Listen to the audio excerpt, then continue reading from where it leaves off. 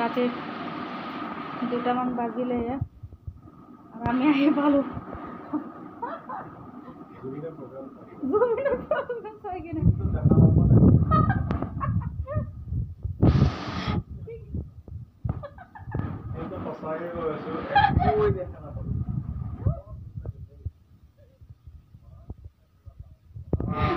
কোনবার না হেলমেট দিয়ে মাথা মারি নাকে দিতে চলে গেছে, কোনবার মারামারি করে নালাত পড়ে গেছে, ছোৱালী এজনী নালাত পড়ে গেছে।